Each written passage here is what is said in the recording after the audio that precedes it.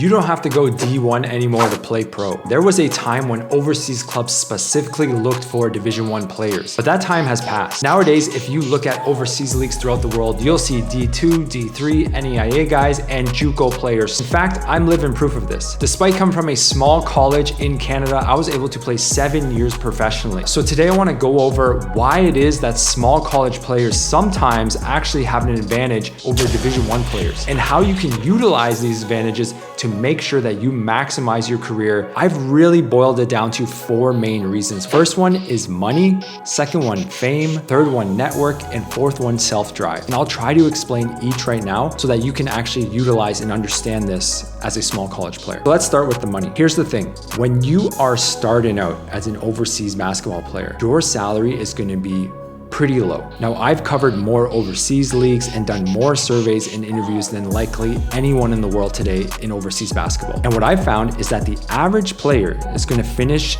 their salary range within about $700 to $2,000 per month. Now, from that perspective, you have to think, how would a Division I player feel about that? Remember, Division I players, they come from the best facilities, the best trainers, the best arenas, the best publicity, the best coverage, the best of the best. Division I basketball is literally the best college basketball system in the world. So you have to understand that when a player from Division I goes from that to then making $700 a month in their first rookie deal, then it is a huge fall from grace. A lot of Division I players simply cannot take that. They may do it for a year, they may do it for 2 years, but I've seen so many of them flame out. In my opinion, I think this will only get worse, and you will only have more of an advantage as a smaller college player. Now in Division I, there's the NIL deals, the name, image, and likeness deals, where players can actually get paid to play college basketball. Now, granted, there's only so many players that are actually going to get that, but even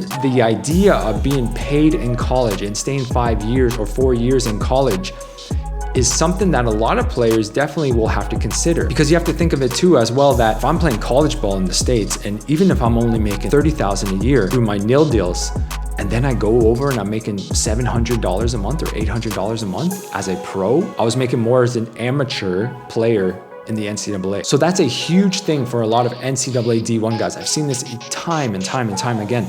They just can't get over the money, because the money is such a huge fall from grace, because again, these are multi-million and billion-dollar corporations in the NCAA. Now you compare that to a Division III player, and in general, I'm saying there's obviously going to be exceptions to this rule, but in general, they have a much different mindset of being more gracious for the opportunity. And I don't say that to knock down D1 guys. There's a lot of D1 guys who I love, great friends with a lot of them, but they are used to a certain lifestyle. They're used to a certain thing in the United States playing in the D1 level. But when you get to these other guys like NAIA guys, JUCOs, man, it is a dogfight in a lot of those conferences. It is a dogfight even to get funding or to get scholarship money or to get anything. So if you came to one of these people in the smaller college levels and you said, hey, you can play tomorrow for $1,000 in Macedonia, I think a lot of players at those levels would say, let's do it. When's the next flight? Whereas if you said that to a mid-major D1 guy, they might be like, 1,000? Question mark. I can't get more? There's completely different mindsets that contrast each other from the D1 and the D3 level. So for that reason, one big reason that I think that smaller college players have an advantage over Division I players is because of the money. They're more willing to accept it. They're more willing to work up from there. They're more willing to humble themselves because they never really had it like that to begin with. Now, beyond the money, the second biggest reason is the fandom. Now, I want you to imagine you're a Division I player. You're playing in a 10,000 fan arena, and come next year as a first-year pro, you're playing in front of 300 fans. This is the reality that a lot of these Division I players have when they go into overseas basketball. Now, despite me playing at a lower or mid-tier level in my career, I had teammates from the NCAA D1 come and play with me as import. Now, I don't know how many fans those arenas and those universities seat, but I'm gonna guess it is a heck of a lot more than what we were playing in front of. So for a Division I player, it is a massive letdown. Just think of the emotional roller coaster that you go through. You're in the States, you're playing in front of your friends and family. It's on ESPN 1, 2, 3, whatever the case. You're playing against guys who are gonna make the NBA eventually, playing against high major clubs, legendary programs. And then you go overseas and you're playing in front of 300 fans. That is a huge reality check for a lot of these Division I guys. Again, because this ties back to the first thing, losing, that they are used to a certain lifestyle. They are used to a certain standard that has been set in their life.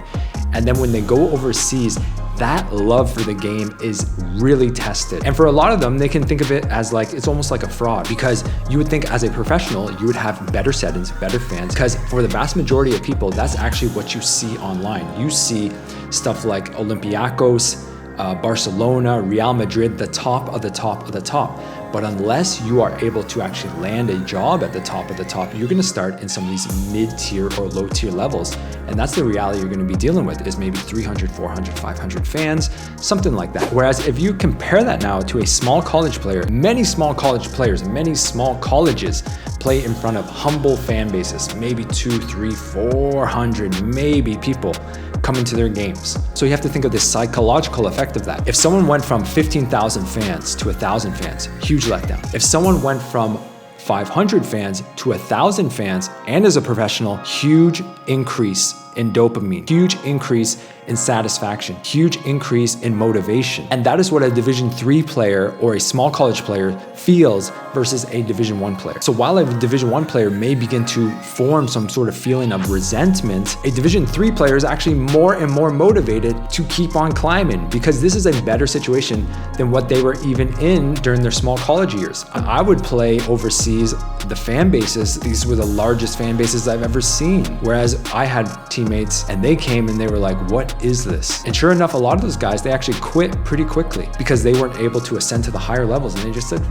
forget about this. So the second big advantage that a small college player has over a Division I player is the lack of fandom. Being in the shadows, grinding, no one knows who you are. Now, as mentioned, Division I has the best of the best, but I forgot to include one important thing, and that is the network. Chances are, if you are at a smaller college, you are trying to move up, and you are not trying to stay at that level. And I mean that with no disrespect to coaches or players at the NAIA level, JUCO, Division II, Division III level, but it seems like to me, everyone is trying to move up, because if you move up, you have better salaries, you have better accommodations, you have better pension, you have better coaching opportunities, you have better competition for players, everything is better. And in this idea of trying to move up, at the top of that pyramid is Division I basketball. Now, relating this back to overseas basketball, if a player has a lot of job dissatisfaction, so they're unhappy with how their career is going overseas, they're only making $800, $900, they came from a mid-major or a low-major Division I program. I did a video on all the worst things about overseas basketball. I'll link it right here so you guys can check it out. But let's say that they are unsatisfied with their job. What happens is they realize that,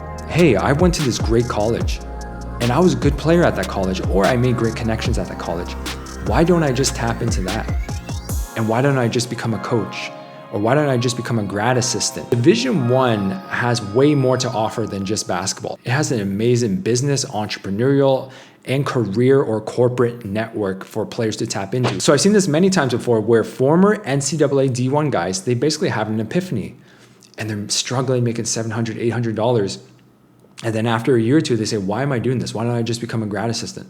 Those guys are making $90K and they're getting their housing paid for, and I get to stay in the States, and I get to be with my family, and I get to learn and potentially become a head coach where I can make God knows how much. Whereas a Division I player can say, hey, I should just become a grad assistant or go with that guy and do that business venture that he was talking about. A Division III guy or a JUCO guy or an NAIA guy may not have that same possibility. So it doesn't even enter their mind when they go overseas, and then they think, oh man, I'm struggling, I'm only making 700, but I guess I just got to keep on grinding. It doesn't even enter their mind of possibilities, because it's not a possibility for them, or it hasn't yet become a possibility for them. So in that way, a Division III player is more compelled to actually pursue the path of overseas basketball, because there's really nothing else for them. With that being said, do I think that is necessarily a smart thing? Not really. I've gone through this in many different videos, how every player, especially small college players, need to have a side hustle while they are playing so that they can set themselves up with more money, more flexibility. So the network is a big thing, and just options and possibilities for what players have or don't have. And the fourth biggest factor is self-drive. When you're a small college player, you likely have less resources at your fingertips. So that means trainers, it means equipment, it means equipment managers, it means shooting machines, it means rehab tools. All of these things usually are going to be more limited at a smaller college versus a higher level. Whereas when you are an NCAA D1 player, you literally have all of these tools at your fingertips from the day that you walk onto campus. And in a way that actually changes the psychology of you as well,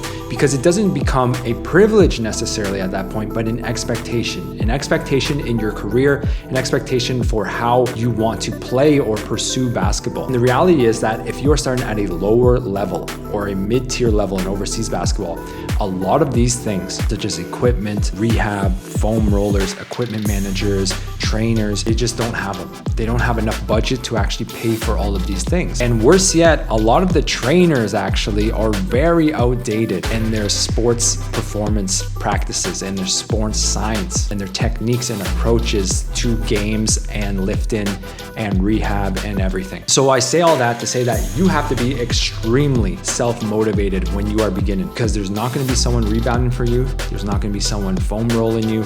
There's not going to be someone massaging you. All of these things you have to get on your own, and you have to do it right. And for some players, not all, but some players, this is simply too much of a burden. It just becomes kind of like an add-on. I'm not going to say this is the main reason why a Division I player would quit overseas basketball, but this is like the straw that breaks the camel's back type of thing. You're already paying me late, you're already paying me low, I'm already playing in this crappy arena, and now I can't even get people to help me out to do my best while playing in these bad conditions.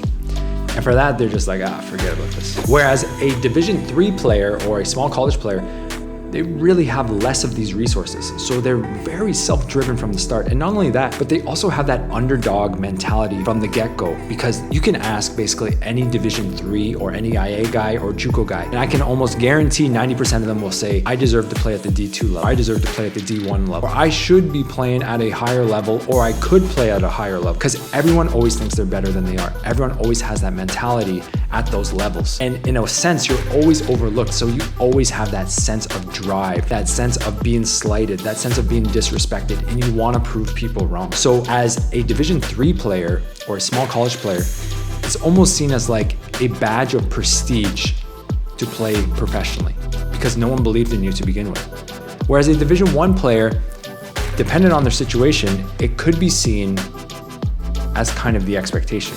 I already played here, I was a good player, I was a 2-year starter, and my agent should be able to get me something. So in that respect, they come from different levels of hunger and drive to succeed at the next level.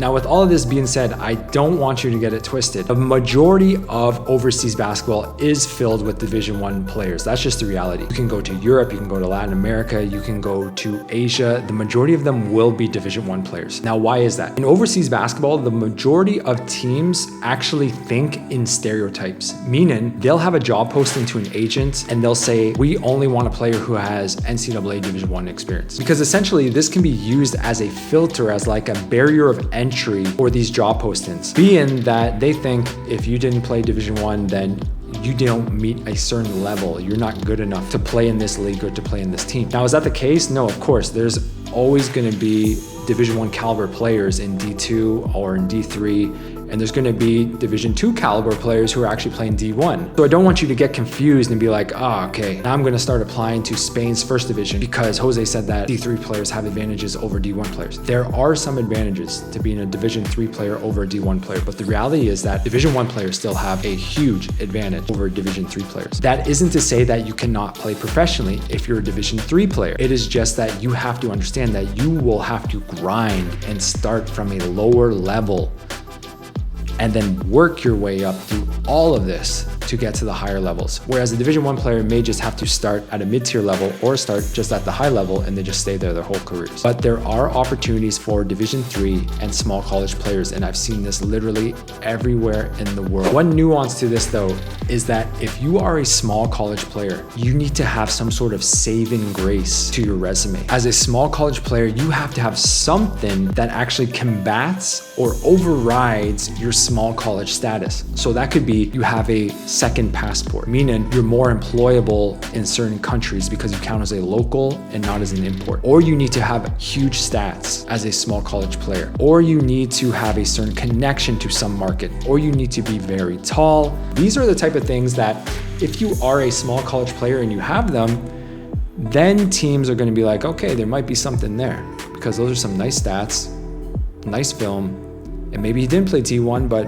maybe he's capable. Maybe for whatever reason, something happened. But the problem lays in when small college or Division III players want to play overseas or professionally, and then not only did they go small college, but they also have bad stats. And then that's when it becomes very hard to employ you, because not only do you not have the prestige of playing D1, but you also don't even have the accolades or the height or the passport or the stats or anything to show that you were even capable of playing at the D3 level. That's when you have to get really creative and maybe go for a tryout, boost your stats through semi-pro, or relocate entirely to a different country and then try out or live there in person and play on a local team. But if you're playing in a small college, then you have to somehow combat your stats. That's one of the biggest take-homes of this video. You have to somehow combat your stats. A lot of people, when I make these videos, they'll reach out and they'll say how they related to me because I played at a very small college in Canada and I played 7 years pro. But the thing was, you have to understand, I came from a small college, yes, but in my first year, I averaged 14, made all rookie. Second year, averaged 15. Third year, averaged about 19, all conference. Fourth year, averaged about 20, and I was a top 10 scorer in Canada. And we went to the national tournament and we finished 4th or 5th, I forget. And I got national all-star at the national tournament. And the biggest one was that I had an El Salvador passport. So you can see that I combined multiple things. I had accolades, I had stats, and I had a passport. So for that reason, I was able to overcome my small college status. And the league that I was starting in was a beginner and starter league. It was a low tier league. So in that way, I was able to combat my small college status. Some people, it may not be that easy. Say for instance, you want to play in Puerto Rico in the BSN and you had good stats at the D3 level. You have the Puerto Rican ID, you have good height. That still may not be enough to play in the BSN because the BSN is so high level that even Division I guys don't get in there. Guys who have overseas experience don't get in there. So some of it is luck and some of it is kind of posturing and positioning. But I would argue then if you couldn't get into the BSN and you had those things, good height, the Puerto Rican passport, and good stats, then you could try in beginner leagues in Europe because there would definitely be a position for you if you had those things. So long story short, what I'm trying to say is if you are playing small college basketball, you need to be able to produce. You need to be able to produce, or you need to have some other saving grace in your resume so that a team can actually take you serious. Because you have to understand when you're applying, you're not just applying against other D3 guys or other NAIA guys. There's already established overseas pros. There's NCAA D1 guys. There's D2 guys. There's all the guys in Europe. There's all the people in Australia. It is so competitive. So you have to be able to differentiate yourself and give yourself a fighting chance. So don't think that just because you're from a small college that there's no chance of you playing overseas. There has literally been hundreds of examples and case studies throughout the world of small college guys doing their thing, getting stats, making a living, and living out their dreams. Now, if you need recommendations of where you could potentially look, then click on this video right here. Otherwise, I'll see you guys in the next one. All right, peace.